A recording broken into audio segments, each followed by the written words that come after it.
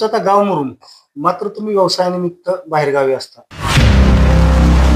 विधानरत्न पुरस्कार म्हणून सन्मानित केलं की मी पुन्हा येईन पुन्हा येईन.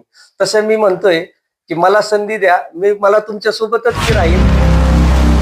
आत्ता आपण आलो आहोत पुणे जिल्हा परिषदेसाठी इच्छुक असलेले निंबूत कांबळेश्वर या गावातून इच्छुक उमेदवार असलेले मुरुम येथील नासिर इनामदार. नमस्ते. नमस्कार. काय सांगताल आता जिल्हा परिषद निवडणूक जाहीर झाली आणि तुम्ही अर्ज दाखल केलेला आहे जिल्हा परिषदेसाठी निंबूत कांबळेश्वर या गावातून. प्रथमतः आमच्या प्रेक्षकांना तुमचा परिचय आणि राजकीय पार्श्वभूमी थोडक्यात सांगा. सोमेश्वर रिपोर्टरच्या सगळ्यांसाठी मी नमस्कार करतो. मी मुरुम गावचा सुपुत्र नासिर इनामदार. मी गेली अनेक वर्षापासून माझ्या व्यवसायानिमित्त मी पुण्यामध्ये स्थायिक आहे.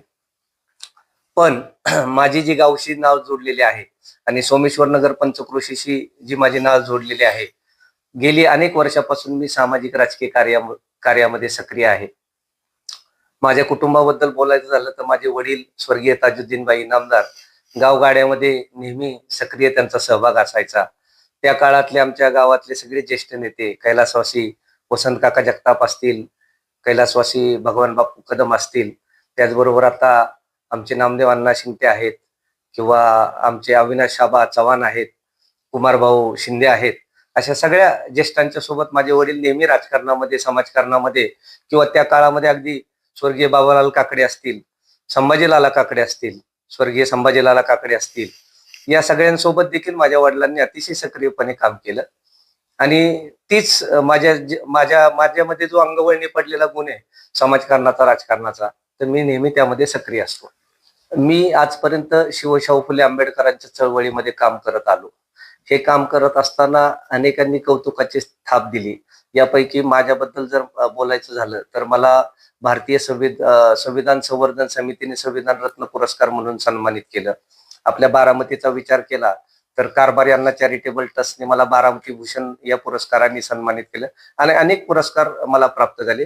पुरस्कार तर फक्त एक कौतुकाची थाप असते, या माध्यमातून एक काम करण्याची ऊर्जा मिळत असते. आज लोकप्रतिनिधी बनण्याची देखील जी ऊर्जा आहे ती त्यातूनच आहे आणि ती योग्य प्रकारे मी पूर्ण करण्याकरता अहोरात्र मेहनत घ्यायला तयार आहे. फक्त तुम्ही संधी देण्याची गरज आहे. तुम्ही आता कुठल्या पक्षाकडून मागणी केली आहे?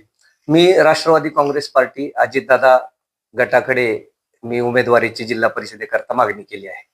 आता एकंदरीत इच्छुकांची संख्या पाहता काल तुमच्या काहीतरी मुलाखती पण पार पडलेल्या आहेत, तर पक्षाने तुम्हालाच तिकीट का द्यावं असं तुम्हाला वाटतं? कालच राष्ट्रवादी भवनला अजितदादांनी सर्व इच्छुकांच्या मुलाखती घेतल्या. मी त्या ठिकाणी माझी भूमिका मांडली.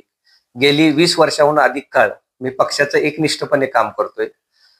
विद्यार्थी प्रतिनिधीच्या निवडणुकीपासून गावगाड्यातली निवडणूक म्हणजे ग्रामपंचायत असेल, विकास सोसायटी असेल, कारखाना असेल, पंचायत समिती असेल, जिल्हा परिषद असेल, विधानसभा असेल किंवा खासदारकी देखील असेल, या प्रत्येक निवडणुकीमध्ये मी राष्ट्रवादी काँग्रेस पक्षाचं प्रामाणिक काम करत आलोय.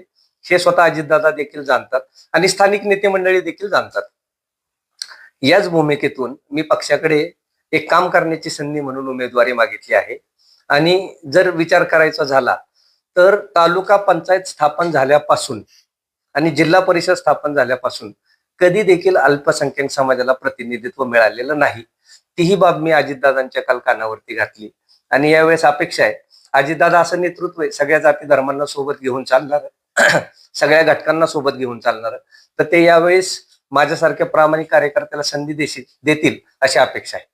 तुमचं आता गाव मुरुम, मात्र तुम्ही व्यवसायानिमित्त बाहेरगावी असता आणि तुम्ही तिकिटाची मागणी निंबूत कांबळेश्वर या गटातून केलेली आहे. हे तुम्ही गणित नंतर कसं जुळवणार? अगदी खूप चांगला प्रश्न विचारलाय आपण. सगळ्यांना हा प्रश्न पडतो नेहमी. तर लोकप्रतिनिधी बनणं, निवडणूक लढवणं ही जनतेची सेवा करण्याची एक संधी आहे. ती एक प्रकारची चाकरीच आहे, ती एक प्रकारची नोकरी आहे. मी ती संधी मागतोय. मला तुमच्या सोबत यायचंय, मला इथं तुमची सेवा करायची आहे. तुम्ही जर मला संधी दिलीत तर 5 वर्ष प्रामाणिकपणे इथं राहून अहोरात्र तुमच्यासाठी मी काम करणार आहे.